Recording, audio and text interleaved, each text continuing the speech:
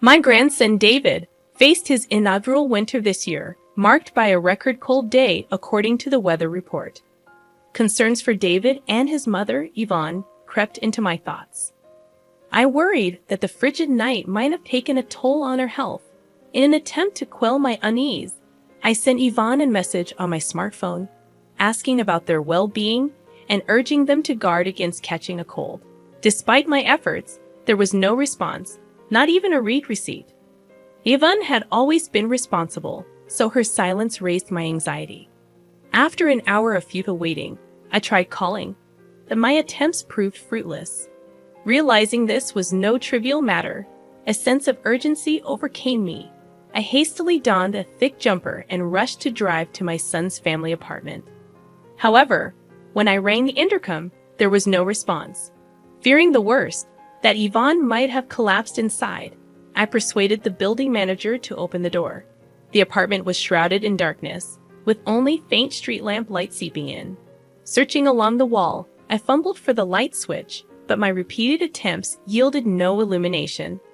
Anxious and irritated, I resorted to using my smartphone's flashlight to explore. "Yvonne, are you there?" I called out, wondering if they were simply out. Just as I contemplated leaving, a faint cry echoed from the bedroom, prompting me to rush towards it. In the bedroom, I found Yvonne shivering from the cold, desperately wrapping newborn David in a sheet to keep him warm. To my shock, I noticed Yvonne's once long, proud black hair was now chopped off, almost completely shaved. Bewildered, I questioned, "What happened here?"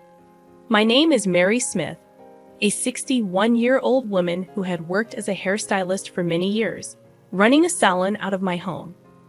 My husband and I had started the salon together, but he passed away from cancer when our son, Harry, was young. Despite the challenges, I raised Harry single-handedly. He often skipped school and got into trouble, leaving me to wonder if my parenting played a role. One day, Harry surprised me by expressing a desire to become a hairstylist. Initially shocked, I decided to support him in this newfound interest. After graduating from cosmetology school, Harry became an apprentice at a senior's salon, where he met Yvonne. Their relationship blossomed, and soon Harry proposed to her, declaring his intention to marry. Meeting Yvonne, with her long black hair and bright smile, left me instantly liking her. A year after their marriage, Harry aspired to start his own salon.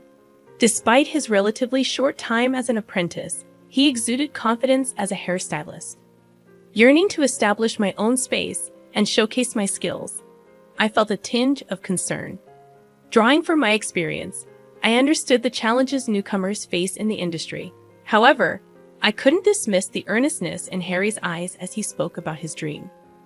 Curious about his financial standing, I inquired about his savings. Harry shared his bank book with a troubled expression and a sigh. Despite having a stable income, Harry's spending mirrored his earnings, leaving him far from accumulating enough to launch his own business. He had been squandering a significant portion of his earnings on leisure activities. While I contemplated advising him to reconsider, I chose to reassure him, saying, "Don't worry about the money. Enjoy indulging yourself." Perhaps it was my way of compensating for the loneliness of my fatherless upbringing. Confiding in my late husband's portrait, I revealed that I hadn't touched the life insurance money he left behind, reserved for Harry. Consulting with a knowledgeable regular in real estate, we identified a perfect property, an old barber shop that had recently retired due to old age. Another regular offered her husband's assistance during the renovation, and with my son, who was studying architecture, home for the summer break, we got the construction underway. Upon receiving approval from the health department, the salon opened surprisingly quickly. Grateful for the support, I acknowledged that setting up the business wasn't something I could have accomplished alone. Handing Harry the bank book containing the remaining inheritance, I emphasized its purpose for his business expenses. With more than half the funds remaining, I urged him not to waste it. Harry chuckled in annoyance, assuring me he understood, and Yvonne, with a bright smile, promised to keep a close eye on his spending. With Yvonne's help, I felt relieved from worries and decided to oversee their business from a distance. However, my optimism waned as Yvonne occasionally updated me on their progress. 3 months after the salon's opening, she confided that Harry seemed disengaged, causing a decline in customer satisfaction and a loss of clientele. Perplexed, I couldn't fathom what had changed so rapidly. Yvonne explained that Harry, initially confident that his skills alone would attract customers, had overlooked the importance of customer service in running a salon. Realizing that Harry lacked this fundamental understanding, I grew concerned about the future success of their venture. "So, what's Harry up to now?" Yvonne explained that he's frustrated about the lack of customers and spends his days drinking. She expressed concern that if he doesn't get his act together, they'll lose even more clients. Currently, she's handling the existing customers, but with the continual drop in reputation, the business is on a downward spiral. Listening to Yvonne's worries, I felt a similar sense of despair. Promising to address the issue, I assured her that I would have a serious talk with Harry the next time I saw him. Grateful for the support, Yvonne bowed deeply, brushing back her long black hair. Trying to lighten the mood, I complimented Yvonne on her stunning hair, and she proudly shared that she had been growing it out since middle school for hair donation. She explained that it involves making wigs from real hair for children who have lost their hair due to congenital diseases, illnesses, or accidents. Yvonne had been growing her hair with the intention of donating it to organizations involved in this cause, expressing the joy of being able to help someone. Moved by Yvonne's passion and dedication, I commended her for such admirable actions, especially considering her young age. As the conversation unfolded, Yvonne revealed that 6 months into her marriage with Harry, she became pregnant. Despite being conscientious and hardworking, she continued working at the salon until the last month of her pregnancy, supporting the family while Harry's attitude worsened. Feeling my own shortcomings as a mother, I decided to check on their salon one day after finishing work early. I encountered Harry as he was about to leave for a drink, dismissing the lack of customers as normal. Attempting to make him realize the impending fatherhood, he shrugged it off and left. Inside the salon, I found Yvonne cleaning the floor. Having managed just one customer that day, despite her exhaustion, she smiled brightly. Concerned about her well-being, I sternly emphasized the importance of proper nutrition, especially for the baby. Yvonne teared up and thanked me, expressing gratitude for the support. Learning from Yvonne that the salon was struggling and Harry was spending money recklessly, I couldn't help but feel that giving him the bank book was a mistake. The situation seemed dire, and I couldn't shake the frustration and disappointment in Harry's lack of responsibility during such a crucial time. I found myself regretting my decision. Despite being occupied, Yvonne never neglected her hair care. As she gently stroked her belly, she expressed her desire to teach her child the joy of helping others. It dawned on me that I wanted to support her, especially since my son wasn't contributing much. Recognizing my shortcomings in raising my son, I decided to assist Yvonne at their apartment. Acknowledging the inconvenience, Yvonne would apologize, but I assured her not to worry and encouraged her to focus on the baby. I felt responsible for not raising my son properly, leading to Yvonne's suffering. It seemed like my way of atoning for my past mistakes. Towards the end of summer, Yvonne went into labor earlier than expected, and she was rushed to the hospital. Unfortunately, Harry was nowhere to be found, unreachable despite my attempts to contact him.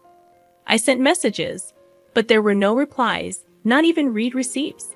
It left me bewildered about his whereabouts during such a crucial time. With Yvonne's parents no longer around, I became the sole person there for her. I reassured Yvonne during the challenging childbirth, providing encouragement as she bravely faced the process.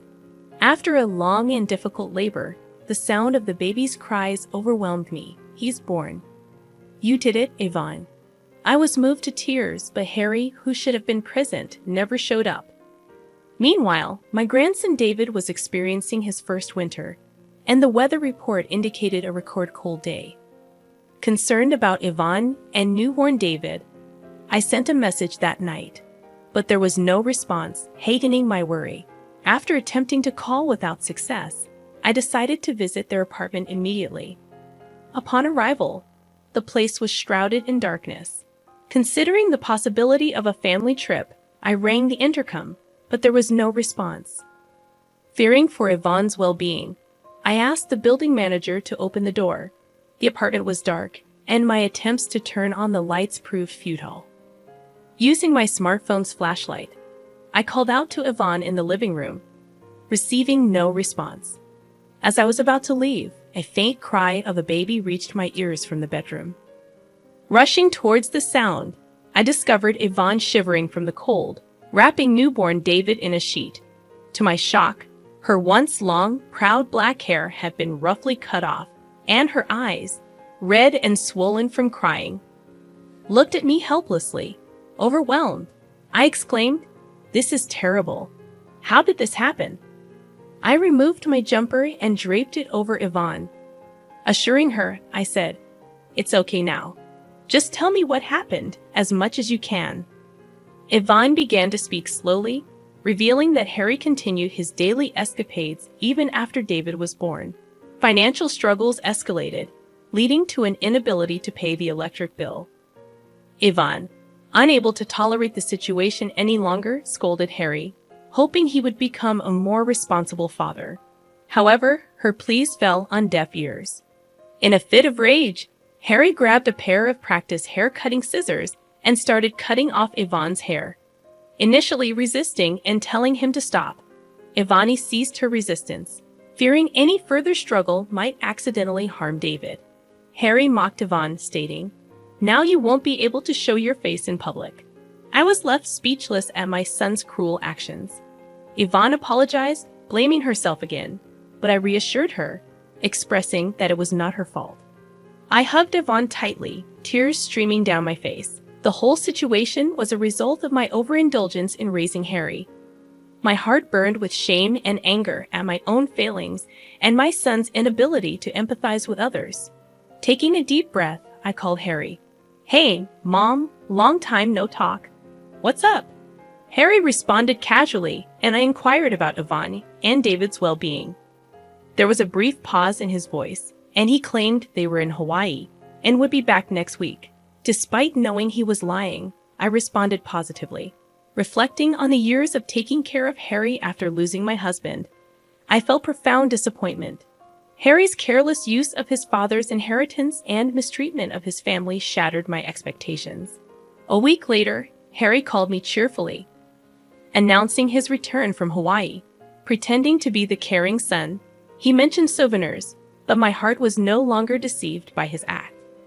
Informing the building manager of my plans, I decided to take Yvonne and David back to my house. I made calls to every possible place. An hour later, Harry called, announcing his arrival at the airport. Despite his cheerful demeanor, my heart was wary. When a taxi pulled up in front of the apartment, Harry, displaying tan lines from sunglasses around his eyes, struggled with the key, realizing it wouldn't fit the lock. Frustration etched across his face. He exclaimed, "What's going on here?" I approached him quietly from behind, wearing a smile that masked the boiling anger in my heart. "Did you enjoy your trip to Hawaii?" I asked, trying to keep my tone light. Harry's relieved expression shifted as he saw me, mistaking the situation. "Mom, you're here," he said, his voice tinged with relief, oblivious to the storm brewing within me. "Listen, Mom, I just got back and tried to enter the house, but the key won't fit. It must be Yvonne's prank, punishing me for going on a trip alone," Harry explained, attempting to paint himself as the victim and blame Yvonne for their troubles. "What were you doing? I told you I was in Hawaii with my family," he continued, caught in his own web of lies. Pointing out the contradiction, I left Harry at a loss for words. "You really had the nerve to lie about taking a family trip to Hawaii," I said, my disappointment palpable. Yvonne had been left behind, shivering in the cold with David, while Harry indulged in his own desires. To think she cherished her long hair, and you just cut it off mercilessly. "Don't you feel any remorse as a human being?" I questioned, my voice heavy with emotion. But Harry showed no signs of remorse. only theatrics about the cold and his desire to enter the house. It was then that I dropped the bombshell. I had canceled the lease on the apartment. Harry protested, but the truth was, he had no right to complain. Taking him to a nearby coffee shop to talk further, Harry sat silently, his pale face betraying his inner turmoil. Eventually, he confessed his selfish reasoning, admitting to his reckless spending and empty promises. I shattered his illusions, telling him I had already sold the salon and the equipment, leaving him with nothing to reclaim. His protests fell on deaf ears as I calmly left the coffee shop, leaving him to face the consequences of his actions. In the following month, Harry's life spiraled further downward. His pleas for help were met with cold shoulders, and he faced legal repercussions for his reckless behavior. As for Yvonne and David, they found solace in our salon. Yvonne, regaining her strength, filed for divorce and threw herself into her work. With David's cheerful presence, the salon blossomed, attracting more customers drawn to Yvonne's warmth. Though the pain caused by Harry's actions lingers, we find solace in the smiles that now fill our salon. And in a quiet corner, David sleeps peacefully, his innocence a reminder of the brighter future ahead.